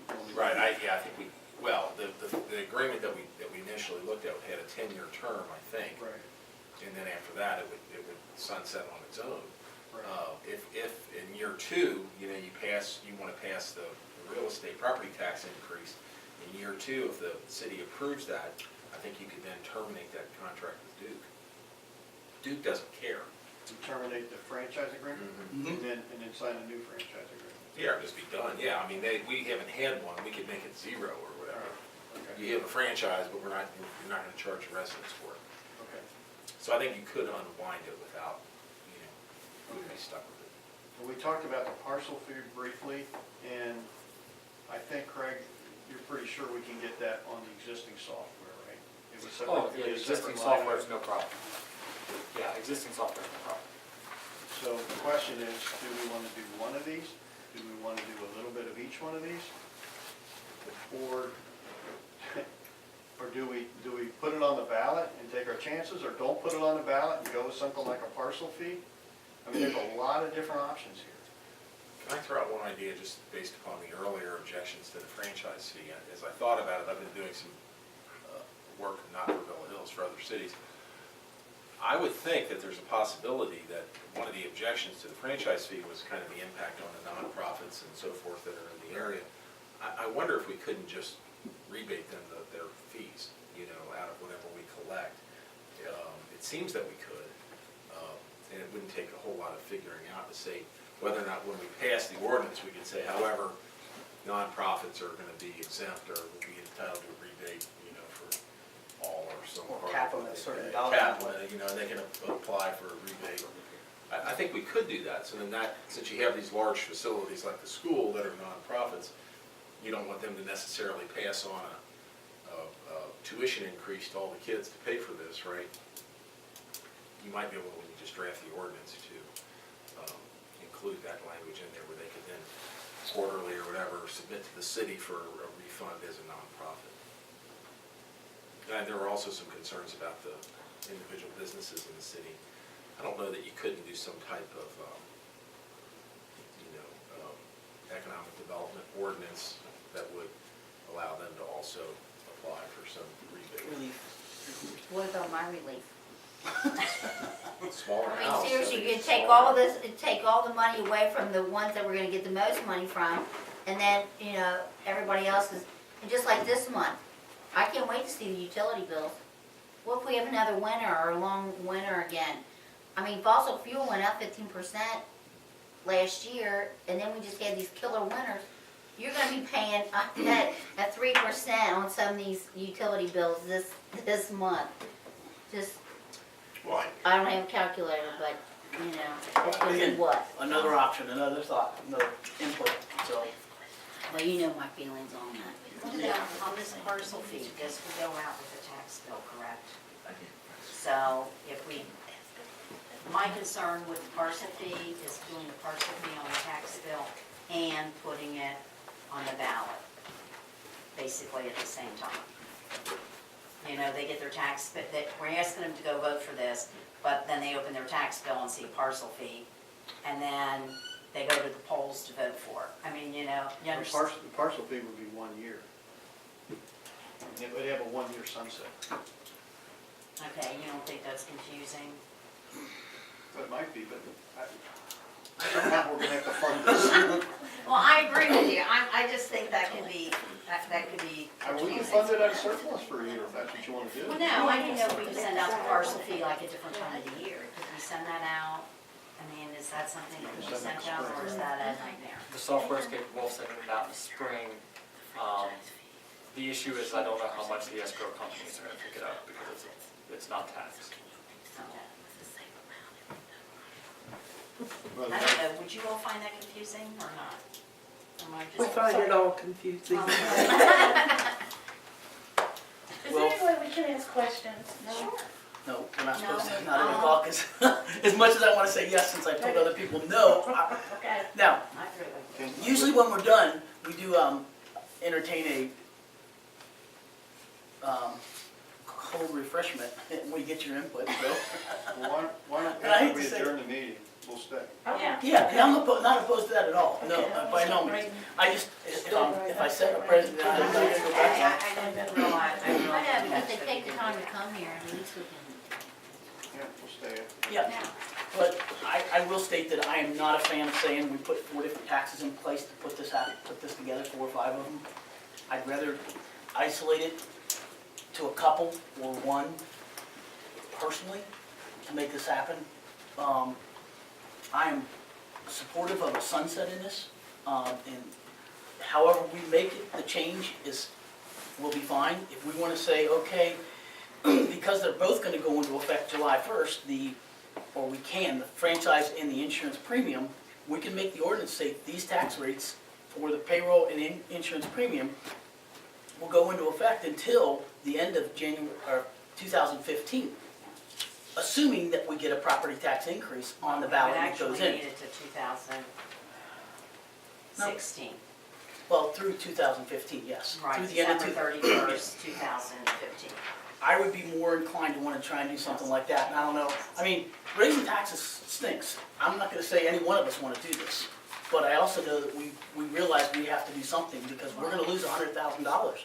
It's not so much raising taxes, it's replacing. That's exactly right. Can we stop Well, talking about Yeah. raising taxes, because we're not trying to raise taxes. No, good point. You could probably draft your sunset provision too, where if there wasn't a corresponding tax increase in the property tax approved by the voters, that it would continue on. For 5 years And instead of just voters- 1 or 2. Yeah, voters might see that as well. I can get rid of A if I vote for B. Again, yeah, it's not an increase, but when we talk taxes, everybody, yeah. So I would lean towards that. Again, I'm not interested in doing any of this, I think it all stinks, but it's part of what we have to do. Keeping in mind that with Jim's numbers here, again, this is me personally, it's this council's options to do whatever they want to do. I want to put it on the ballot, but until then, I think we have to definitely make a decision how to get through that hurdle. And I would personally prefer to see us increase the payroll tax and the insurance premium to offset those, to replace the vehicle sticker fee that we're missing. So you're the one, payroll and insurance. Those two, I don't want to do all 4 of them or anything like that. I think it gets too cumbersome and too, but again, I would like to see it on the ballot. This is the So first if we place. do this, if council would choose to do this, and obviously we need to move quickly on it, are we gonna just stop, collect right now? I mean, once we pass this, stop collecting the $40? July 1st, when the other one goes, when the county cannot collect. Well, let me rephrase that, yes, because And I then would- we just have to rebate, if We we would want to rebate rebate those the two. people And it that would- pay maybe January, February, and just rebate them. it would be January, February, all the way through July, because keep in mind, the insurance, well, yeah, the insurance premium tax cannot go into effect until July 1st. See, it's gonna be a little bit of a logistics nightmare how we pull this off, because, Well, but you got people paying for, you got half the people whose birthday's the first 6 months of the year paying, and the people we would, at the end of the 6 months that are not paying. however the dollar amount comes out to pull this off, we would have to basically all but rebate everybody that's paid, no matter whether it's That's what I March mean, 1st but or why- July 1st. Why wouldn't you just start this earlier? Take it out of, why wouldn't you just drop the license fee Because when this passes? Take the money out of surplus and replenish that. we could do that. I'm I not, mean, if we're gonna rebate the money, why would we rebate six months of, I like that idea. and just, Well, one thing To that when came this up in passes. finance was that they probably won't have the software ready to go on 7/1. So it might go until the end of the year anyway. And hopefully it's the same people that wrote the Obamacare software. well, Kentucky's worked well. It could be years before they I get mean, Kentucky's website worked very well. But that's a very good point. I'm not opposed to that at all. Jim? I think, to your point, I think what I prefer to do is collect the tax all the way through 12/31. I don't like the payroll tax, I don't like the insurance premium tax. I would much rather go with this parcel fee, just because it's so clean and it's so simple. It's not gonna be exactly what they're gonna pay in the future, but it's a pretty good idea. I mean, it's pretty good, it's pretty close to what they're gonna pay. I think $80. Okay, for you, it's 20. Thank you. I'm just a single girl trying to survive. Yep.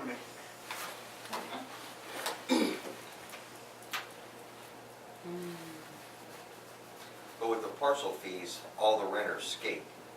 Agreed? For 1 year. Yeah. No? Well, unless this doesn't get voted unless the property tax increase gets voted down, then they continue to skate until the council, whomever it may be, decides to do something different. Well, I think what we need to think about is if it doesn't pass, pick something that you can live with. Because if it doesn't pass, we're gonna have to extend it probably in November, December meeting. We're gonna have to stop, I mean, wouldn't you think? I mean, we're gonna have to go with something else if it doesn't pass. So it's gotta be something I think we can live with, Well, that's why I said it all of actually, us can live with. we would make this through the end of next year. Because to be honest with you, then next year, the council, January, February, March, can start deciding how to do that. Well, if we use the parcel fee, then we would be collecting as of 1/1/15, even though we bill it in 14.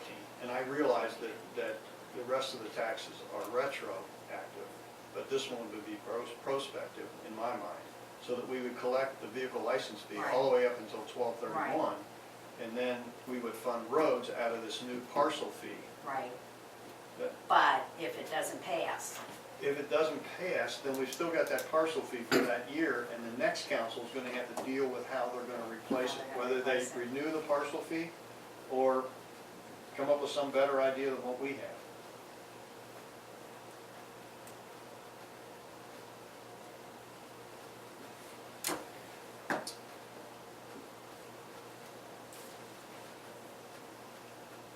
Brian, You're not gonna like mine. go ahead. Pull it out of reserves. The whole 200,000? And then what's your answer if it doesn't pass in November? Oh, I think we got a lot of restructuring and a lot of other money that's floating around here that needs, I think we got, and I've said this for, we've got plenty of money. It just needs to be redistributed. And we've got a couple other hurdles to jump through before we can line all that stuff out. Until that time, I have no desire to go back to the citizens to flip the bill. We're not going back to them. We've already got this funded. This is simply a change in the funding mechanism. Correct, and the city sticker's gotta go. I mean, the collection and the time chasing this stuff down and suing people, you're right, it's gotta go.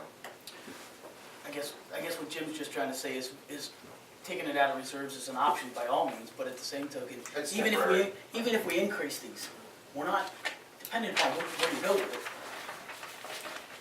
We're increasing these, but we're decreasing the other ones, so we're not going to the well again, if you will. Is that what you're trying to say, Jim, basically?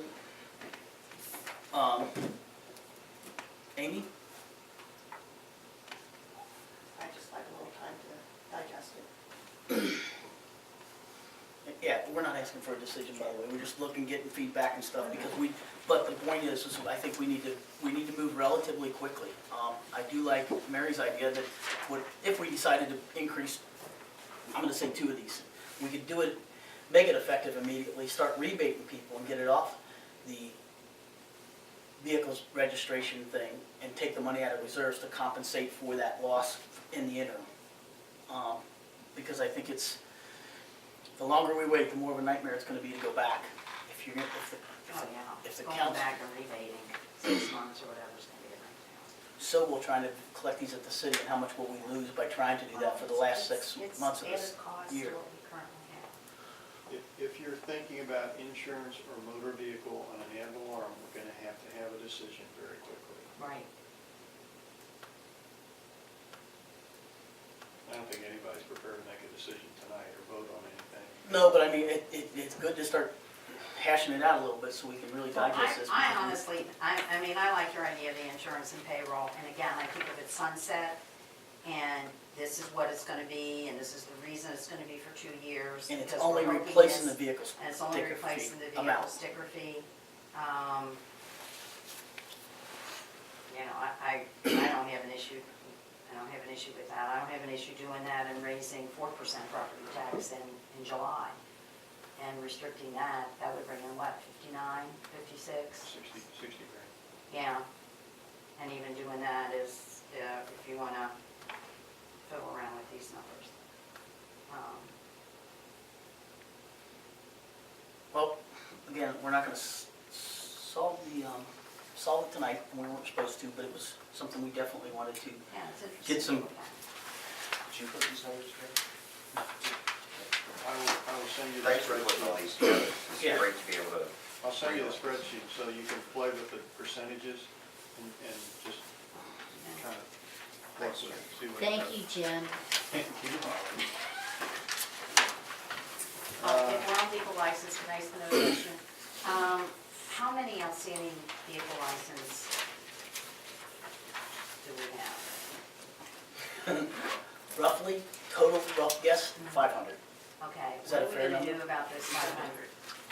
I mean, can we put a lien on these vehicles? I mean, is that a simple thing to do? Mr. Todd, Mr. McMurtry? Yes, what's your, it's $50, $40. $40, so what is that? $20,000, right, total? No, I don't think you can put a lien. No. I don't think if you sue them, you can collect your attorney's fees, you know. I think you're kind of stuck with it. It's a difficult circumstance. And We actually did collect attorney's fees on the case that we went in front of the judge on. He did give us $300 in attorney's fees, believe it or not. he did. Yeah.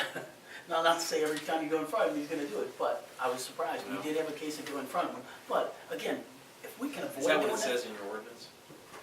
I'd have to look at it again. But I mean, we did ask for legal fees and we were awarded them. I was, Well, if you show me how they did that, then yes, you could do that. Okay, I have some questions in my own mind, but I'm not gonna. okay. Because generally, you have the authority for legal fees has to come from the statute authorizing the tax. you know, Okay. and I I've mean, seen is there any way simply, I mean, that we don't get into big legal fees, that we can collect this Whether money it's from on the your Well, dime financial? if the court has previously awarded attorney's fees, yeah, you could do it, because I would do it like the same thing for all the others. If you can get attorney's fees, I don't mind handling those things. Well, I really don't want to sue them, I would rather, Then no, there's not a lien or some there's other. nothing like that we could put on it to where, I don't think so. okay. No. I mean, like a lien So on we their just- title or something, or Yeah, something they'll get. yeah, and if they went to sell the vehicle or whatever, we may not collect it right now, but if they go to sell it or whatever, we could, then they'd have to pay it. see, I think- You know, we did file all these liens on the past due taxes. I'll just think about it, I Okay, won't I spend a lot just- of time. Yeah. Jim? Oh, yeah, you look at me every time you say that. I just look at the public. Well, just go back to this tax thing just for 1 minute. If we do decide to put this on a ballot, we have to have consensus on this issue. We've tried this twice before, and I don't think either time we had 100% of the council behind us. And I think we're gonna have that to make this work. So if you've got concerns, if you've got reservations, we need to talk about them together. We'll change it if we can change it, whatever we gotta do. Audit report, I think we need a full airing of that audit report. We need to talk about what we're gonna do about it, what lessons we've learned. And he's referring to the state auditor's report, State correct? auditor's report. Okay, just making sure, because I was thinking, what John Chamberlain say? It's okay. Spiking, we just need to keep up to date with that. We need to know what's going on in Frankfurt. We need to figure out what we're going to do in the future. On the financials, we need to work with the staff consultant to receive those earlier in the month. Already working on something, Jim? Yep. We need answers to those questions that we're not getting. So Some we of the- need for you to say, this person is responsible for that. And I'm gonna make Craig the key point for internally, and I've got some ideas that I'm working on from a reorganization standpoint that I will actually be able to roll out at the council meeting. I think it'll be very effective. I have a meeting with somebody that's gonna look to help us Okay. set up already with some of those things, so I've got some things in place that will actually kick that into high gear for us. Okay.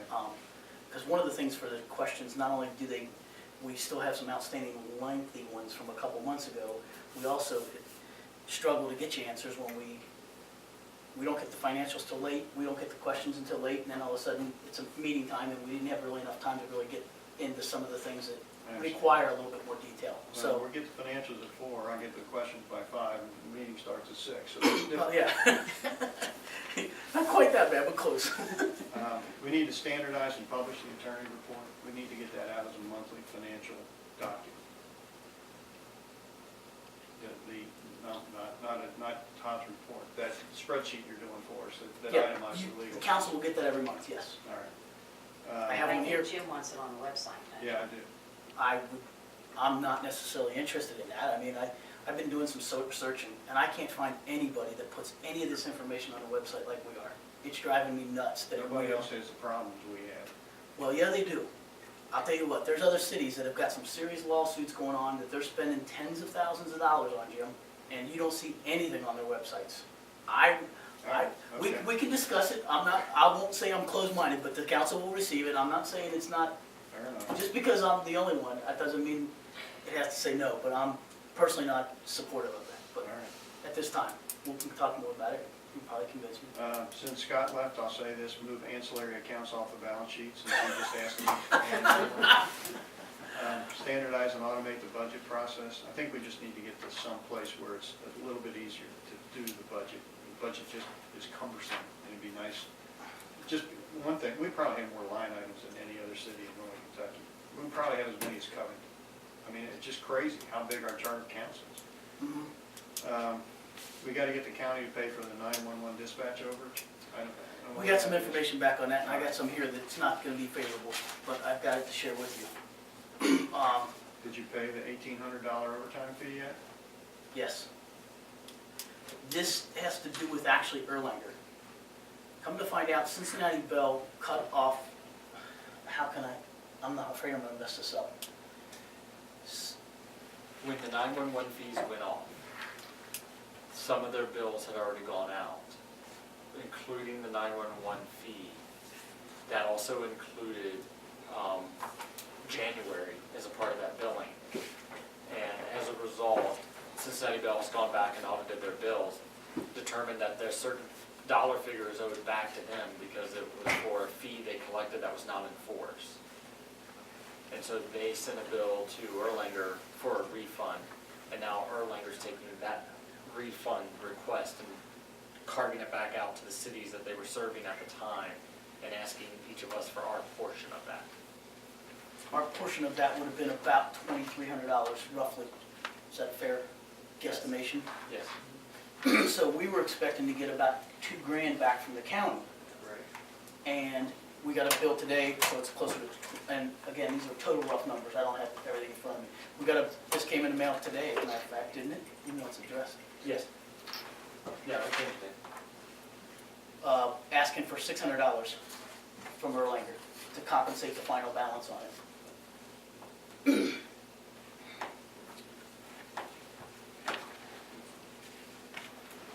I want to move on. Okay. Determine the proper size of the stabilization fund, that's what John Chamberlain liked to call surplus. I think it's high time that we decided what that number ought to be. On committees, I really think we need to breathe some life back into the committees. We need to make sure that committees see ordinances before the council does. We need to get some recommendations from committees we're not getting right now. We kind of talk about it, but the committee's never seen it, and I would prefer that the committee made a recommendation to us and said, look, we've looked at this, we know what we're talking about, this is what we think you ought to do. Also, for you, Mayor, I would like to get a copy of anything that's going to be read, any first reading of an ordinance before I come into the council chamber. So if I want an email to me before I read it here, that's all. And that's Make all. sure we can try to do that. A lot of times if that does happen, since it's just a first reading. A lot of times it does. No, some doesn't, It's like- yeah. And it's a first reading, and for the purpose of a first reading, just to have it read, and then have time to talk about it and think about it. It's not trying to force a second reading down on you, but yes, if we can get them to you sooner, by all means. All right, that's all I had. That's a commitment for sure. I do have a question. If we're going into executive session, I just promised that we would talk about taxes after the meeting. Is this going to be a long executive session? Can we ask people to stay, or do we know? Do we even have to go into executive session? I think so for a couple minutes, yes. Yeah. We will do our best to keep it as brief as possible. I mean, I don't think there's a lot of discussion items, you know what I mean? But I think it would be appropriate. we can't adjourn and then have them talk to us and then re-adjourn and we can't do that. Oh, wait a minute. We could Yeah, wait a minute. recess. Why don't I Yeah, take we were a, gonna why don't we adjourn take and a, then We could talk. recess. why don't we take a 10-minute recess real quick? Okay. We can talk to the residents. Why don't we do that? Approve, yeah. You guys want to recess? Sure. I'll take a, Mary said motion, yep, second. Brian said he seconded it. So we'll take a, a few minute recess and then we'll come back. Okay, Karen, fire away. Okay, well, one of my questions Mary addressed, and that was, I was wondering about the rebate, if people are paying the vehicle tax, through 7-1, there had to be some kind of, and that hadn't been brought up when you guys went, so that was one of the questions. The other one is, Jim, even though we've kind of gotten away from the franchise tax, I was curious as to how much of the calculation was based on the nonprofits. Because if we would eventually go that way and you accept the nonprofits, how much of that total amount are we gonna be losing? On the franchise fee. Yes, because, that's gonna, I would say that would be a substantial percentage. Well, no, it's not. I was actually surprised. Now, Really? Craig took off on me, not fair, but. Surprisingly small. Really? Yeah, Okay. I was thinking that, for example, River Ridge, and I don't know if it's on, but this is a guess. River Ridge, for example, I remembered being a 3% increase would affect them like by $5,000 a year. Really? I would have thought it would, yeah. That was my response as well. It's like, don't get me wrong, $5,000 is $5,000, whether you're, big or small, but I would have thought it would have been a much larger I number. would think of the manor and all Well, but it's 5 here, and then you still have You got St. that Walburg, Frank and you have Club. Villa, and you have the Manor, so if it's 5, that's still 20K Old, that you have old to make up. buildings over there. I think it's so- even smaller than that because like St. Walburg's is smaller. The Manor is much smaller than that school. Right. You know what I mean? So those numbers are a lot I smaller. would think St. Walburg, for the size of it and the age of it, unless they put it up, it would be, The total is about, just at $20,000. yeah, okay. That's But I think that's still 20K that you No, are counting on, that that's still, nothing you that's still have think to about there. make up some way. At 3%, it's 20K.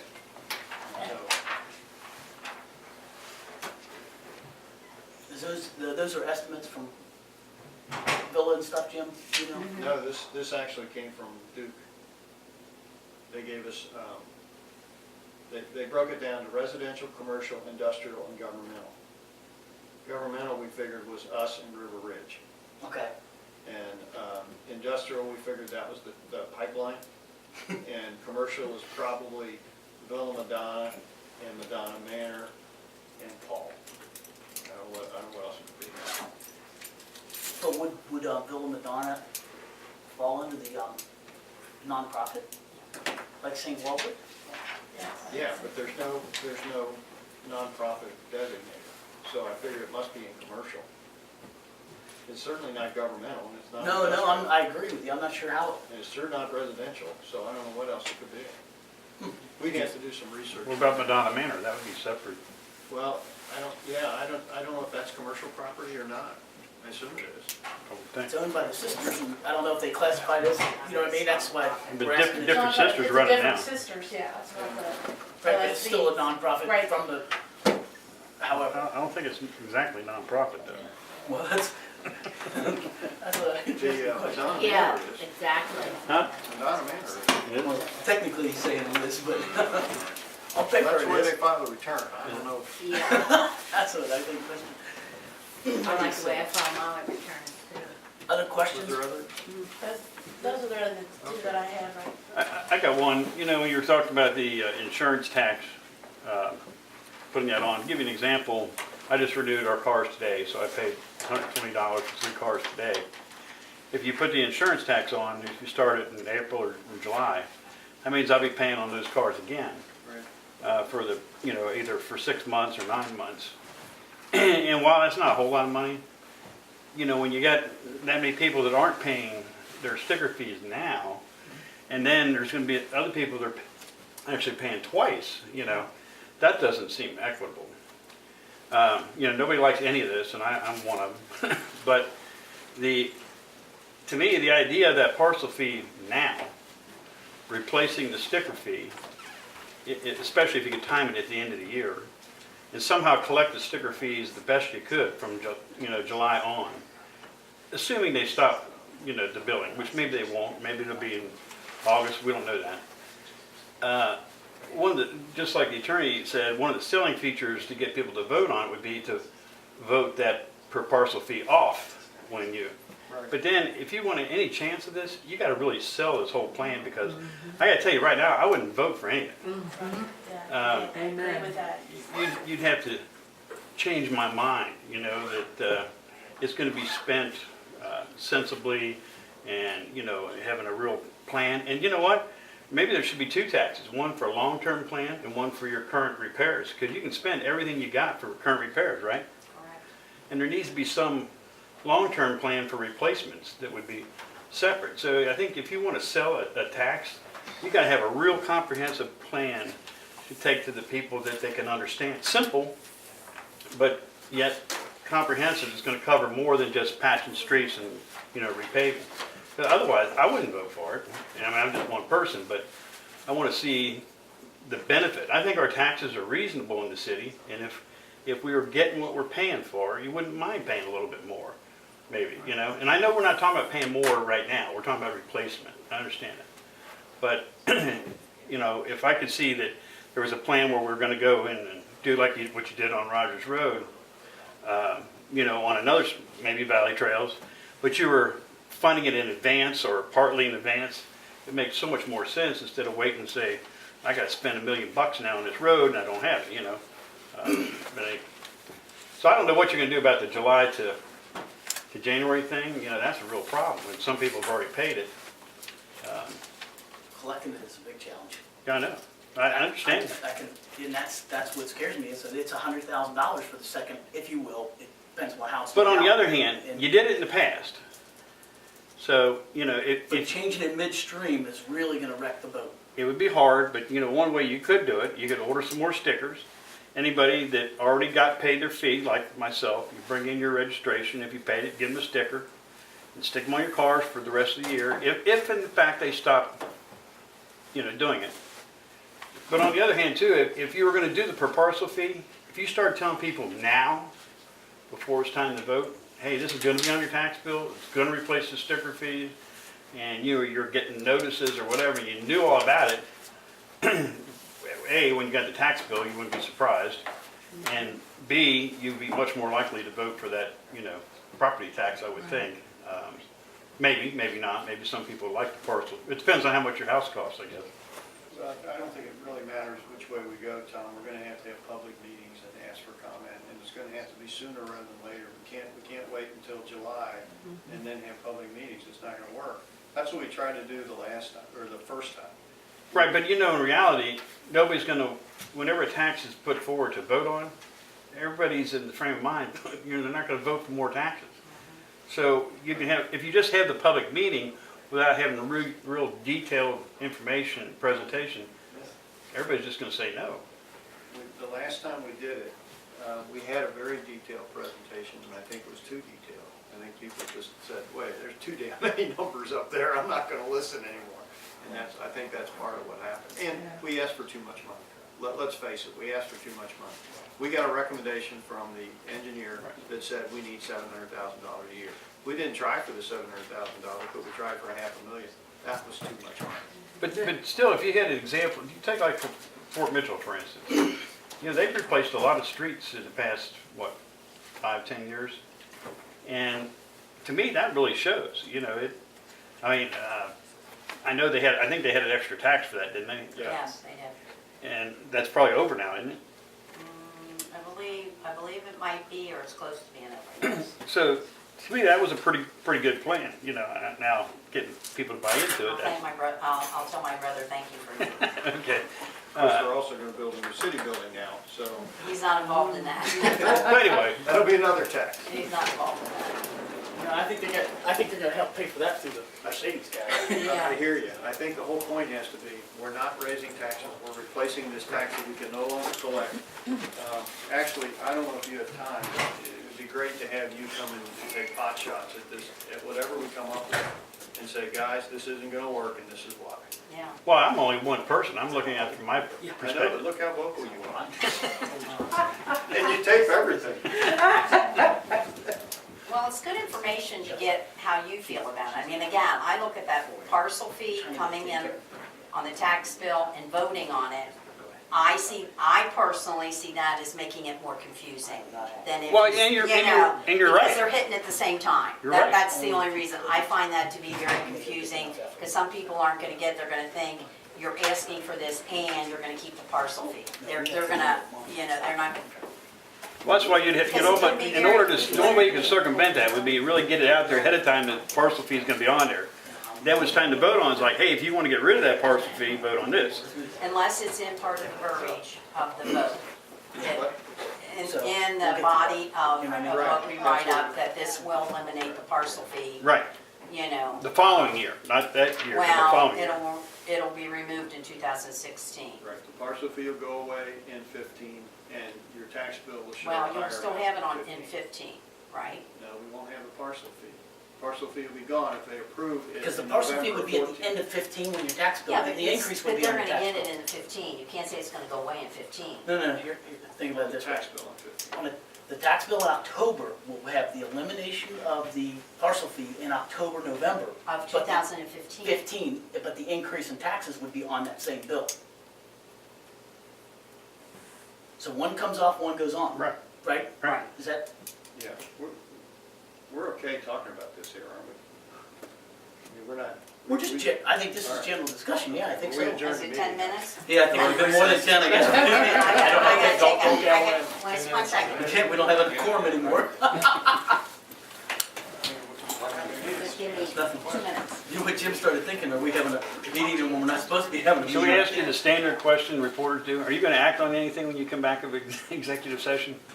No, I do not believe, no, not to my knowledge, we don't have anything. I think as soon as a couple, at least 3 more come back in, I'll, Miss Boston left the building and Miss Eisenhower is freshening up. okay. As soon as enough get back here, I'll start the meeting, go into executive session, and we get this going. Oh, that's right, we just went to recess. I have to get back out from recess. You feeling okay? Yes. Back to full strength? I did a 2-mile run yesterday, my knee's a little sore today. That was the first time I really pushed myself. 2 miles? I'd still be on oxygen if I tried a 2-mile run, John. I don't know about a knee, but I'd still be on oxygen. But it's a little sore today, but it was sore after I was done. Sounds It's good that you're starting to get back in the groove of it, even though it's still therapeutic, if you will, to get there. But that's slow, we should be stopping.